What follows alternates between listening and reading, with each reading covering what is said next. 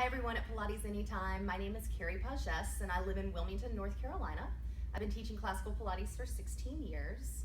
This is my fellow instructor, Kristen. She's going to be my body for today, and we're going to start with cat. Step onto the chair. I'm going to place her spring on one high here on the Peak Pilates chair. Kristen, reach your arms straight out to me. Take a moment just to get set up, ribs in, and now breathe in. You're going to lower your arms down, draw your chin in, and I'm going to have Kristen sit back a little to her heels today, because what I want her to focus on is spinal flexion and a posterior tilt. So she's not having to fight by keeping her knees forward.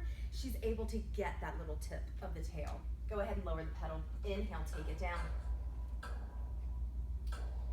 As she exhales, she starts to lift the pedal, but the tailbone drops. Now, if you look at this position from home, you can see that it kind of looks like the knee stretches on the reformer. So if she envisions that her pedal is actually a foot bar and that her knees are on a carriage, when she comes up, she can pull back on that imaginary bar and pull her knees forward like she's on the carriage. Exhale, draw the navel up, pull the pedal backwards, pull your knees forward like they're gonna come past your ears to me. One more time, inhale, move the pedal down. And exhale, draw the tailbone under, pull the knees towards me. That's given her a nice solid connection in her middle, so that now when she brings her hands off the chair, she's able to drop her tailbone, articulate up, sets her ribs in place, open the arms, and bring them down. Good. All right, stepping off the chair. For reverse swan, I'm gonna take her spring down to one low. Have a seat on the chair. Now, in a perfect Pilates world, you would be able to have your knuckles turned forward and your humerus externally rotated. Pilates world isn't perfect for everyone, so make any modifications you need to at home. She's gonna extend her legs out. You're gonna roll back, Kristen. Just like that idea from the cat, your tail's tipped under. Now, leave that pedal precisely where it is. Start to lift the body without the pedal at first, and then continue up. Good. Again, inhale, take it back. You push me away with your heels. When you lift, you breathe out, keep the pedal right where it is, and come up. Again, inhale, take it back. Draw the abs in, tip the tailbone under, hold the pedal where it is, and exhale, pull from the ribs. Kristen, that's beautiful. Come up, lower the feet down, sit up, and rest. All right, now going for our third spinal flexion exercise. She's gonna walk around, and we're gonna do pull-up. So for this exercise, I'm gonna take her to one high spring and one low spring. To safely get on the chair, just realize the spring's gonna feel a little heavier than you think. Put one foot on it, push it down like it's an exercise, and then bring your hands forward. All right. With an inhale, the pedal floats up. Now she can always put that reverse swan idea in here with external rotation of the humerus, and then lower the pedal down. Gorgeous. Take it up again. Now I'm gonna scare her a little bit. She's gonna draw her chin into her neck, look up to where her thighs meet her body. Go down. Keep the gaze at the crease of the hip. Come up again. Inhale. Now she feels really scared and really alive.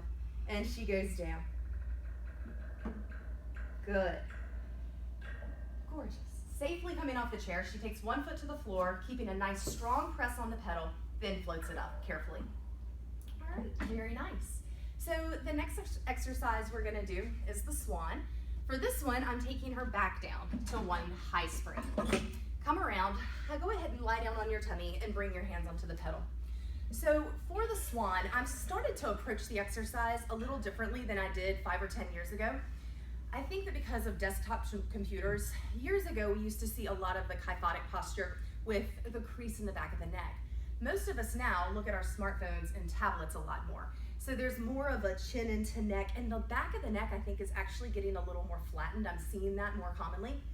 So today with her swan, I'm actually gonna have her go ahead, and as she lifts her chin, she's gonna think of using the muscles at the back of the neck just a little bit. Coming up, so you never wanna strain the muscles of the neck, but to exercise them is really good. the top, she gets just that teensy bit extra lift and then takes the whole position back down. And when she's down, she's just creating that neutral position through the body here. Starting to lift the chin first. That's beautiful. She's coming up. Just having that little bit of awareness of the back of the neck working is going to help strengthen it and take it down. Good, Kristen. Do that once again. Let the chin float. Beautiful. Good. All right, let's float the chin just a wee bit more. Now let's get those legs up an inch higher. And now take it all the way down. Very nice. All right, to come off the pedals or off the chair, she just carefully slides back, walks her hands up, and stands to the floor. All right, so we've done 3 exercises in spinal flexion. We've done 1 exercise in extension. Now we're gonna bring her around. She's gonna do front lunge. I'm now taking her spring back up to 1 high and 1 low. And the front lunge is gonna help us get her back into neutral. So to get onto the chair, go ahead and press the pedal down, make it feel like an exercise to get the pedal down. I'll give you my hands. You can bring yourself up. Okay.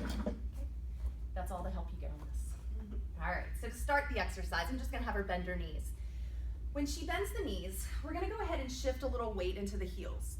So that what happens is the back of the calf kind of activates, the back of the leg all the way up right to where that butt meets the thigh. From here, hands behind the head. And then check in. Make sure that your ribs didn't flare. So pull the ribs in and set the pelvis neutral. All right, you're gonna make it an exercise just to put the foot back on the pedal. So she takes 1 foot off, brings it to the pedal, finds a nice secure spot on it, and lower down. As she's moving, her weight is in this heel. The other foot is almost pulling forward on the pedal. That gives her a lot of stability in her pelvis, so there's not hip hiking left and right. Very nice. Lower again. Good. And bring it up. Now she's gonna hold right here. The exercise isn't over until she gets to the top of the chair. So she steps up without a movement in the pelvis, and she did that beautifully. To start the second side, bend the knees just a little.